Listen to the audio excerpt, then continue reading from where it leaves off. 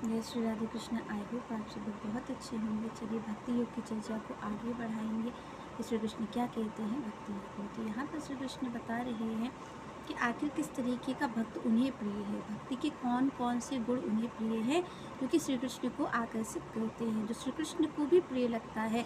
यहाँ पर देखिए भगवान के तो बनाए हुए सारे जीव हैं, सारे लोग उन्हीं के बनाए हुए हैं।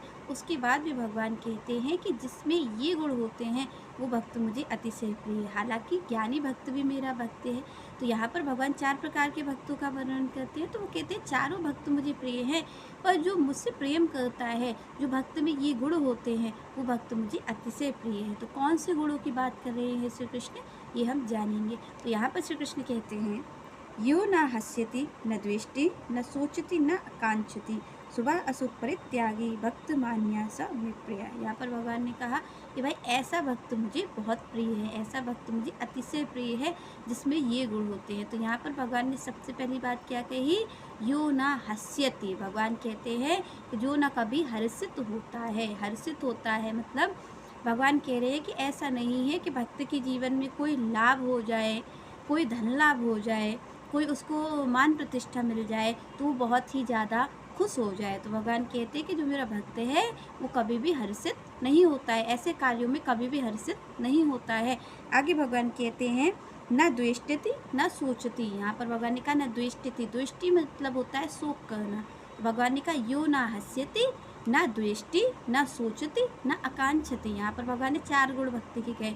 सबसे पहले भगवान कह रहे यो ना हस्यति मतलब वो कभी हर्षित नहीं होता है। कब हर्षित नहीं होता है, जब कभी कोई धन लाभ हो जाए, कोई बड़ी मान प्रतिष्ठा मिल जाए, कोई भक्त को बहुत सम्मान मिल जाए तो क्या यो ना हस्यति। भगवान कहते हैं वो हर्षित नहीं होता। आपके हमारी तरीके ये नहीं होता कि बहुत सारा धन मिल जाए तो वो खुश हो जाए। और भगवान दूसरी बात कहते हैं ना द्वेष्टि मतलब शोक भी नहीं करता है, क्योंकि भगवान कहते हैं कि वो धन मिलने पे हर्षित नहीं होता है और ना ही वो धन के खो जाने पर शोक करता है। ऐसा नहीं होता कि भक्त के जीवन में कोई उसकी प्रिय चीज़ खो जाए तो वो शोक करे। तो भगवान कहते हैं भक्त शोक भी नहीं करता है, ना किसी चीज़ के लाभ पर वो खुश होता है और ना ही किसी चीज़ के चले जाने पर वो कभी भी दुखी होता है। भगवान आगे कहते हैं न सोचती न आकांक्षती। भगवान कह रहे हैं वो किसी के बारे में पछतावा भी नहीं करता है। ऐसा नहीं करता है भक्त कि अरे मुझे वो चीज़ प्राप्त नहीं हुई, क्योंकि आप अपने और हमारे जीवन में देखें तो क्या कहते हैं, आप और हम पछतावा ही करते रहते। आप और हमारा जीवन क्या है, या तो भविष्य की कल्पना में जा रहा है या फिर वो भूत के पछतावे में जा रहा है, उसके शोक में जा रहा है। तो भगवान कहते हैं कि जो भक्त होता है वो ऐसे कार्यों को नहीं करता है। भगवान कहते वो पछतावा नहीं करता है कि मैं इस कार्य को नहीं कर पाया, काश मैं इस कार्य को कर लेता। भगवान कहते ना आकांक्षति, और ना ही इच्छा करता है कि अब मैं इस कार्य को कर लूँ, मैं इस धन संपत्ति को कमा लूँ। तो भगवान कहते हैं कि वो ऐसा नहीं होता है, वो ऐसे कार्यों में नहीं पड़ता है। तो भगवान कहते हैं ना तो वो कभी आपके हमारी तरीके धन संपत्ति मिल जाने पर बहुत खुश हो जाता है, तो भक्त तो ऐसा भी नहीं होता है। और भगवान कहते हैं और ना ही वो शोक करता है। देखिए भगवान यहाँ पर कह रहे हैं कि भक्त के जीवन में इन दोनों चीज़ों से दूरी रहती है।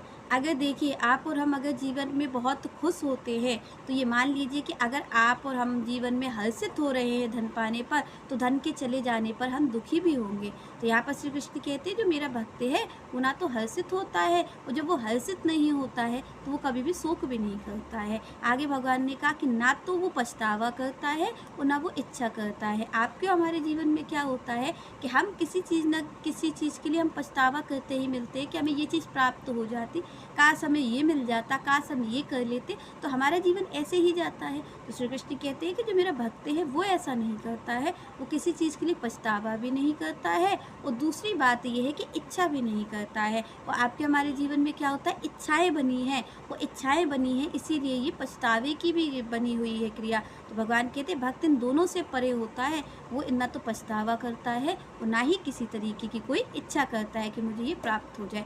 आगे श्री कृष्ण कहते हैं शुभ अशुभ परित्यागी भक्त मान्या सा मे प्रिया। और भगवान ने यहाँ कहा कि भक्त कैसा होता है, शुभ अशुभ परित्यागी। भगवान ने कहा वो शुभ को भी नहीं संजो के रखता है कि आपके हमारे तरीके शुभ कार्यों में रुचि रखता हो, और ना वो अशुभ से डरता है। तो भगवान ने कहा शुभ अशुभ परित्यागी, वो दोनों चीज़ों का परित्याग करने वाला है, शुभ का भी परित्याग करने वाला है, वो अशुभ का भी परित्याग करने वाला है। भगवान आगे कहते भक्ति मान्यासा में प्रिया, अगर कोई इस तरीके का होता है तो वो भक्त मुझे बहुत प्रिय है, अतिशय प्रिय है। तो यहाँ पर भगवान ने कहा कि ऐसा नहीं है कि वो शुभ कार्यों को बहुत करता हो, शुभ अशुभ परित्यागी। भगवान ने कहा वो न तो शुभ की इच्छा करता है और न वो अशुभ से डरता है।